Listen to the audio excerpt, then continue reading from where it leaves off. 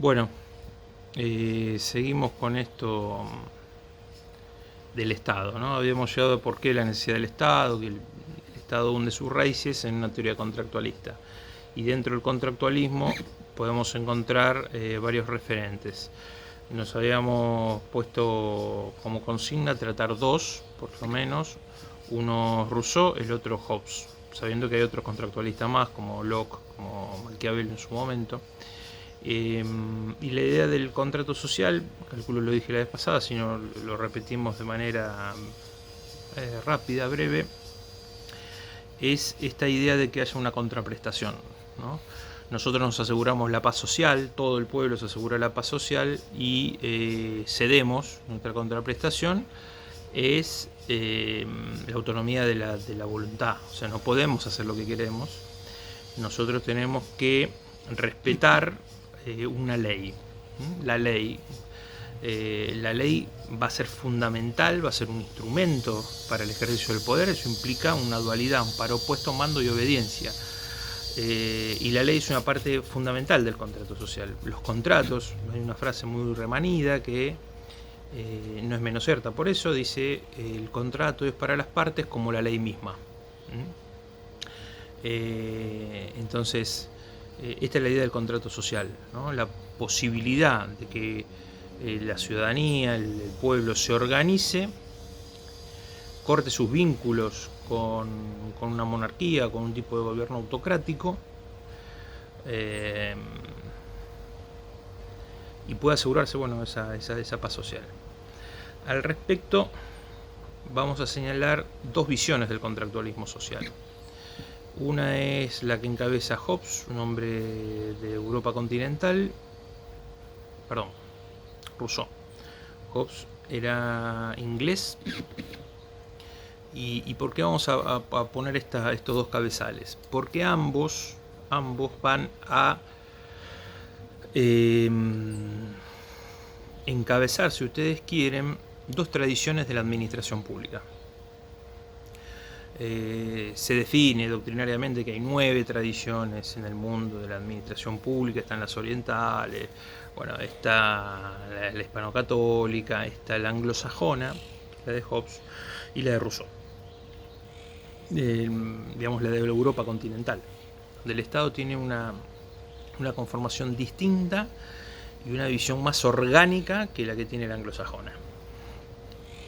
Después son matices muy, muy importantes que incluso hoy, fíjense ustedes que esto que les ponía recién en un mail, el tema de la crisis de la pandemia nos da una pincelada, una referencia a estos dos estilos, estas dos tradiciones administrativas que vienen desde lejísimos, desde la conformación misma del Estado.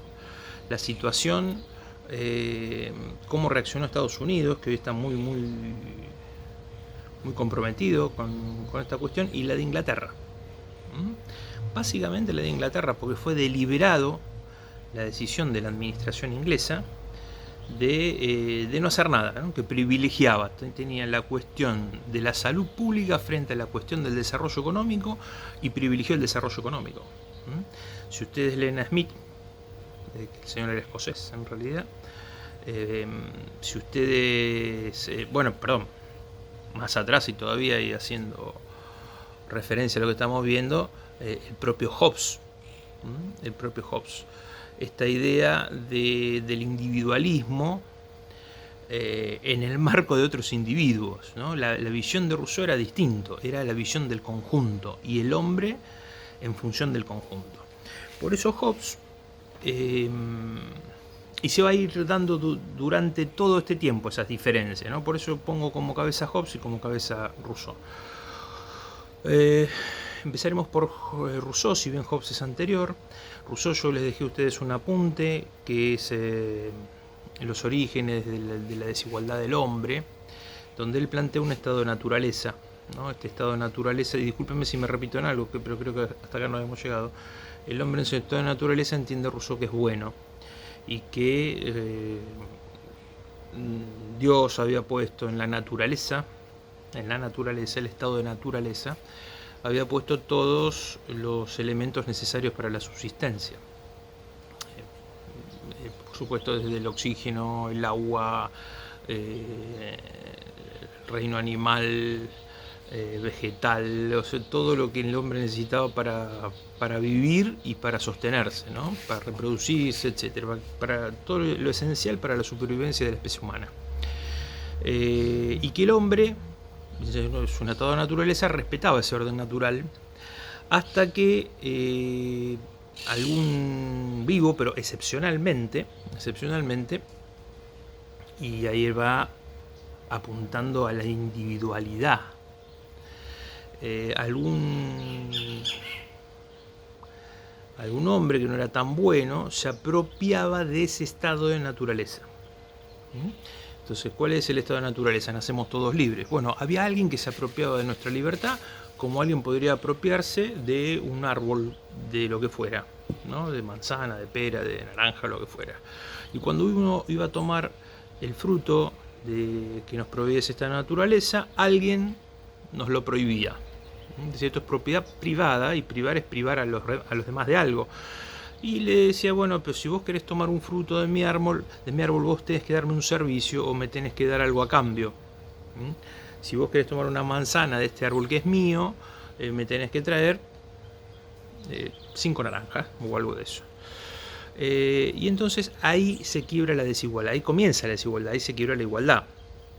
Y entonces la enseñanza de Rousseau no es que el hombre en su estado de naturaleza, no es que el hombre, no es el problema de ese señor, de ese apropiador del estado de naturaleza, sino el problema es del resto que le reconoce esa propiedad que se apropió indebidamente porque era un estado de naturaleza. Es muy sencillo tratar de buscar el paralelismo, es una metáfora para describir una crítica enorme al absolutismo. La cuestión es que lo hacía en época de monarquía.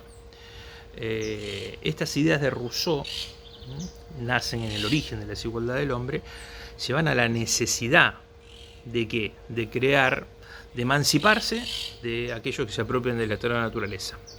Y lo dice, ojo, Rousseau no era un comunista, sí era más liberal, porque era fruto del iluminismo que surgía de la burguesía en épocas de modernidad, donde la razón, la etapa del iluminismo, es la razón que se impone sobre el oscurantismo, la edad oscura de las creencias y de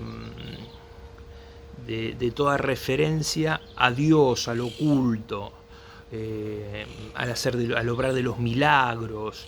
Entonces la razón, la diosa razón, era la que empezaba a poner las cosas en su lugar, ¿no? Desde los primeros desarrollos de la burguesía, la existencia de la ley de los pies polvorientos, ¿no? Ya lo habrán estudiado en la historia económica mundial, el desarrollo de las rutas comerciales, la aparición del contrato comercial, y esta idea de que ese contrato comercial podría funcionar en términos sociales. ¿De qué manera? Bueno, cedemos nuestra autonomía de la voluntad, no hacemos lo que queremos, sino que se la delegamos a alguien, pero se la delegamos.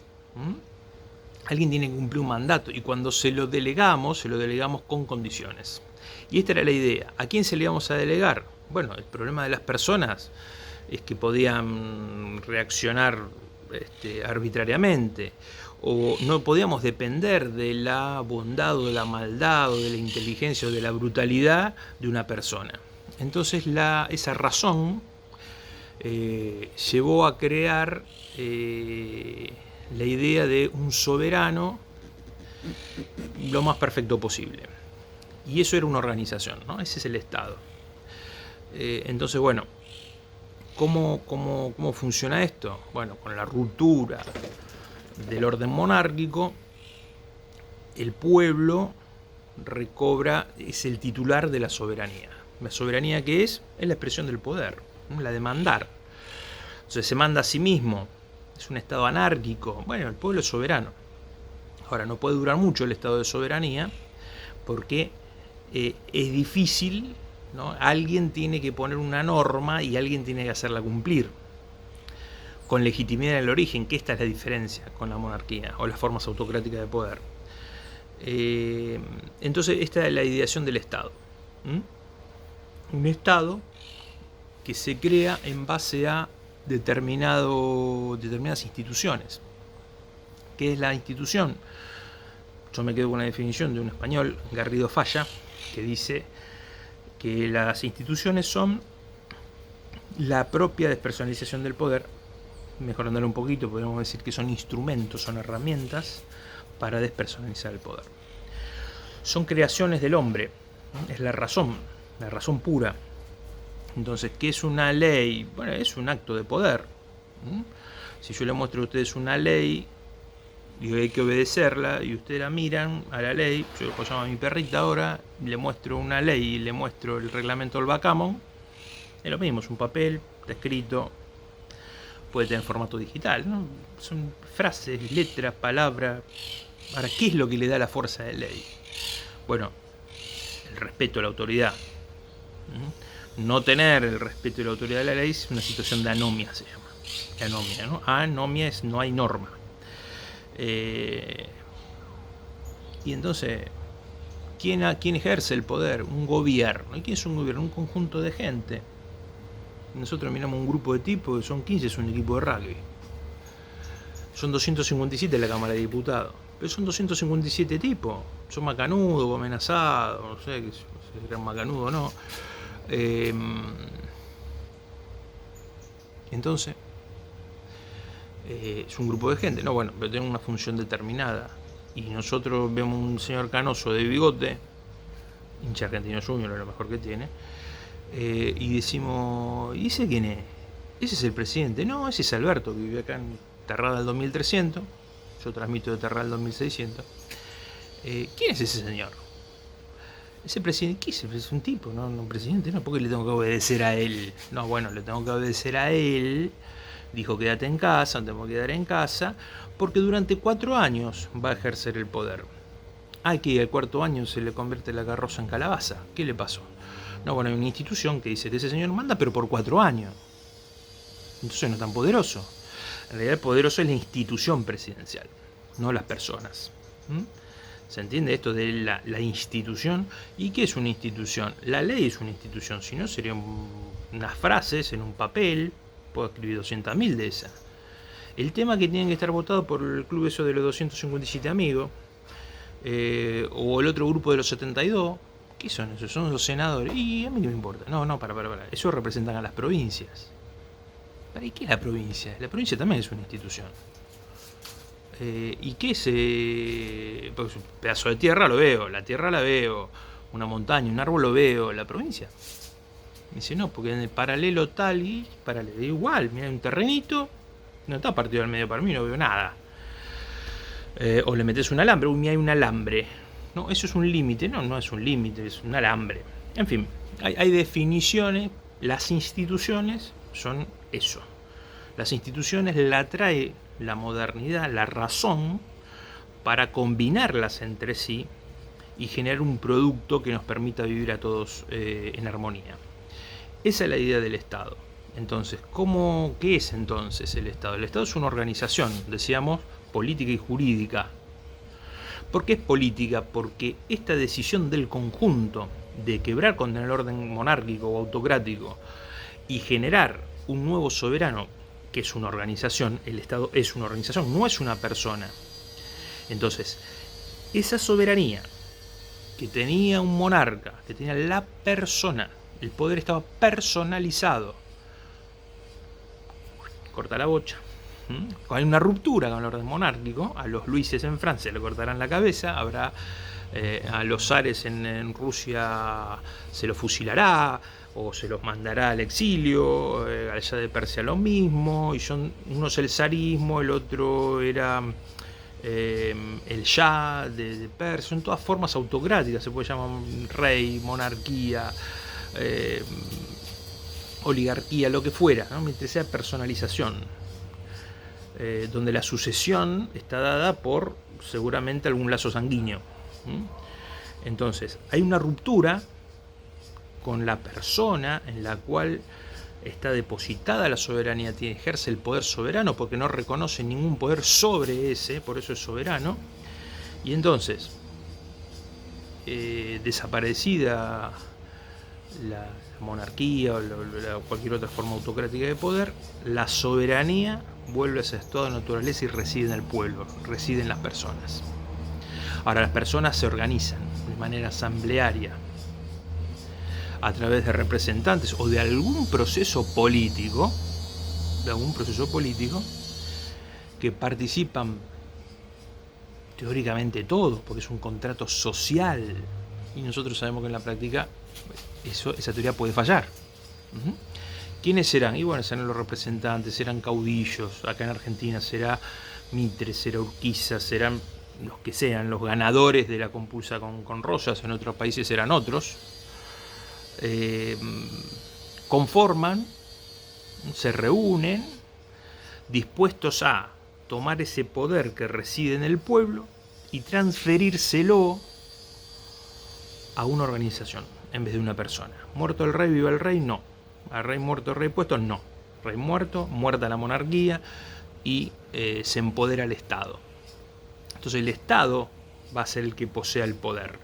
El poder absoluto como un monarca, no. El poder ahora va a estar limitado. ¿Limitado a través de qué? Bueno, de este instrumento de delegación, esta institución. ¿Y cuál es? ¿A través de qué institución? Bueno, alguna carta fundamental. La Bill of Rights en su momento en Inglaterra, que no es un proceso constituyente. ¿Y por qué adelanto esta palabra? Bueno, porque va a ser una carta de acuerdos, un proceso político que va a tener fuerza de ley, debe ser acatado. Por eso también es jurídico. Pero fundamentalmente es un proceso político. Y acá hago un punto para decir, estamos hablando de ciencia política, bueno, la administración pública como disciplina es eso. Estamos tratando de desentrañar al Estado. Entonces el Estado en realidad es una organización creada en base a una cantidad enorme, no infinita, una cantidad importante de instituciones que se encuentran reguladas, coordinadas entre sí mismas. Cuando hablamos de una ley es una institución. Pongamos un árbol de institución, a ver, y sacamos al año cada cuando da fruto leyes.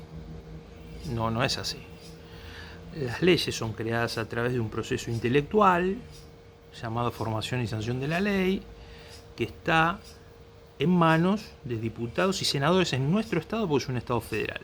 Otro estado unitario será una Cámara de Representantes.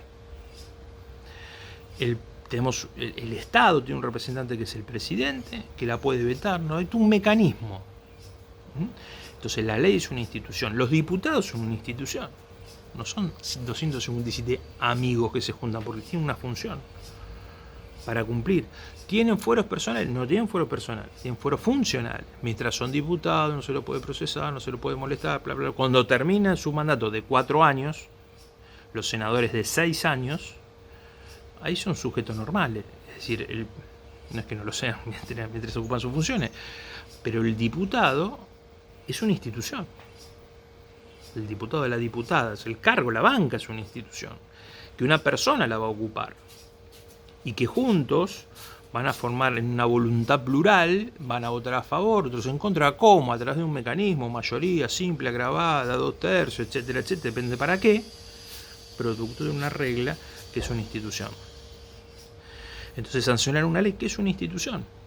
Ahora, todas esas instituciones, no hay ley si no hay diputado, no hay jueces si no hay ley, no hay presidente si no hay ley, si no hay Estado, etcétera, etcétera, si no hay otros poderes, porque funciona de una manera republicana. Bueno, vamos a ver. Entonces, ¿de qué se trata? Se trata entonces de una serie de instituciones que son creadas, coordinadas y reguladas entre sí. Entonces ese proceso político se lo conoce como proceso constituyente. ¿Por qué constituyente? Porque coinstituye. Son un montón de instituciones, pero no son una bolsa de instituciones sueltas. Están todas ordenadas, lógica y sistemáticamente. Hay todo un proceso y siempre se trata de cómo se organiza el poder. Entonces tengo una frase de cabecera que dice: el poder se lo crea, se lo limita, se lo regula y finalmente se lo pone en ejercicio.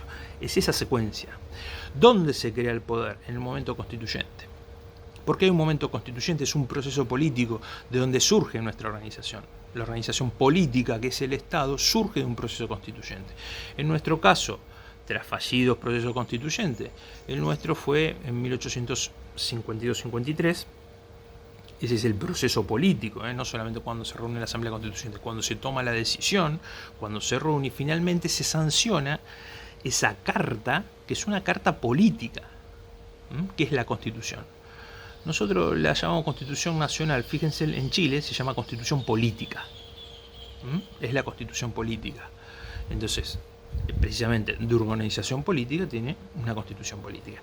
Ahí surgen los estados modernos. Y entonces, ahora sí, nosotros vamos a...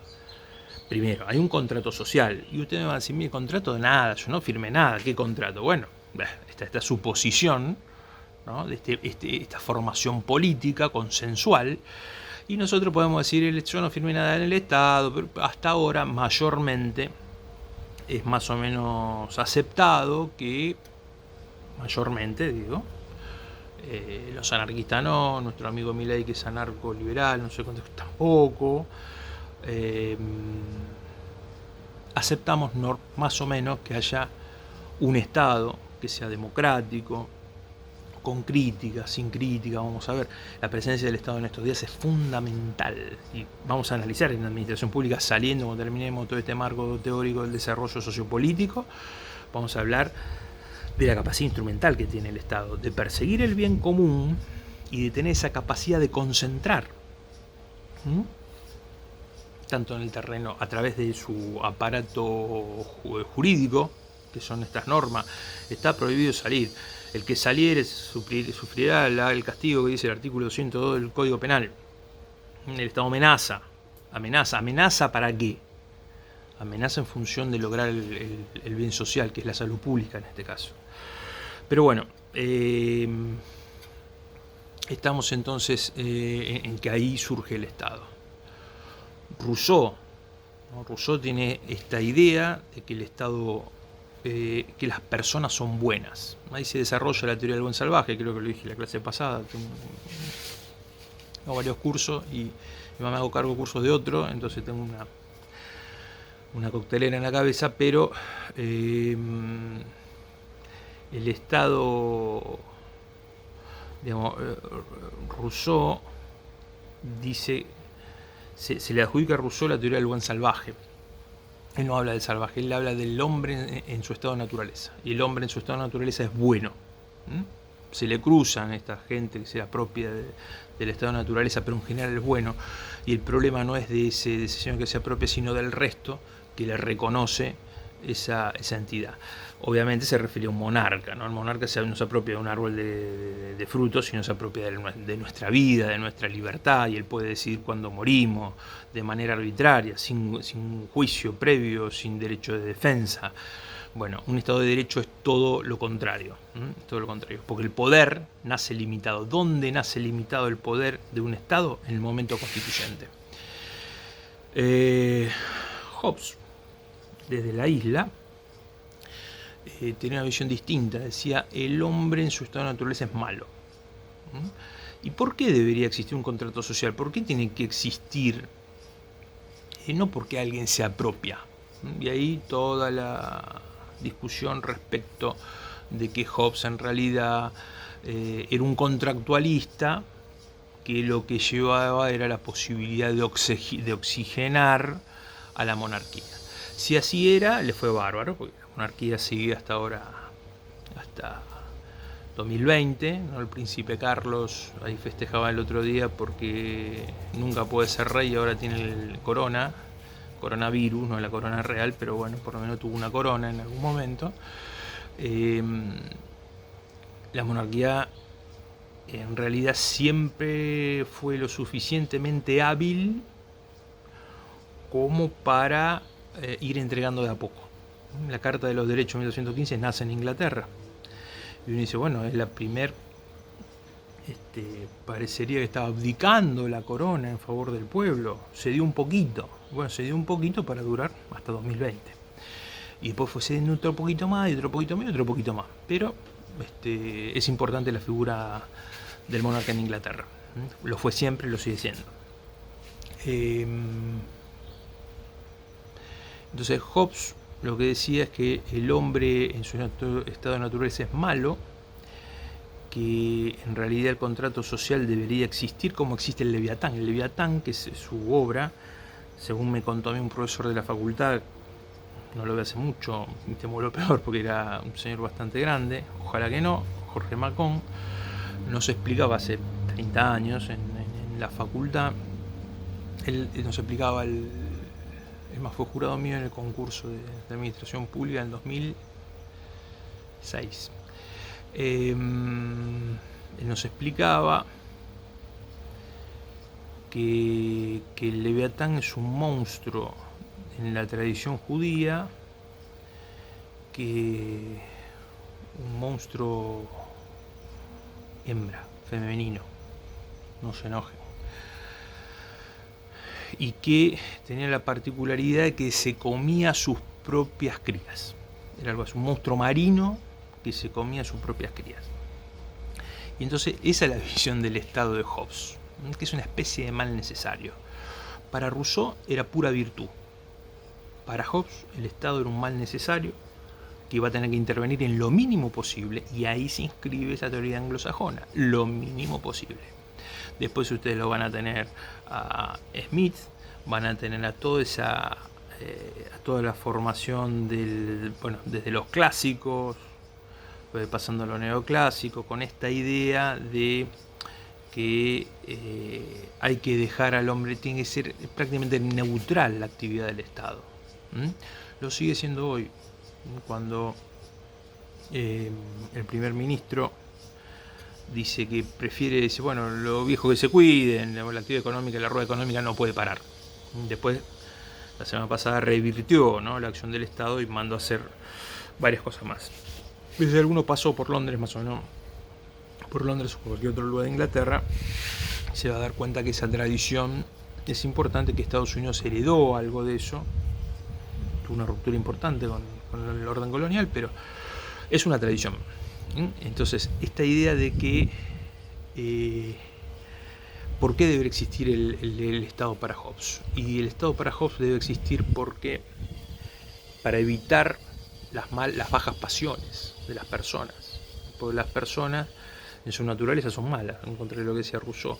Él llega a acuñar esta frase fundamental en el Leviatán, que es hombre lobo del hombre.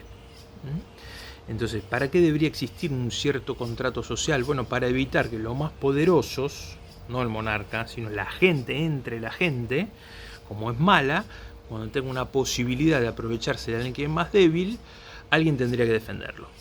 Entonces, la existencia del Estado es un mal necesario. Para Rousseau es virtuoso, para Hobbes es un mal necesario. Es importante señalar estas dos antípodas, tal vez un poco exageradas por mí, para que vean que todo contractualismo, todo es Estado, pero no todos los Estados van a ser iguales, no van a tener la misma tradición y no van a tener el mismo estilo. Bueno, entonces acá surgiría esto que llamamos la teoría del Estado, que pasamos a describir.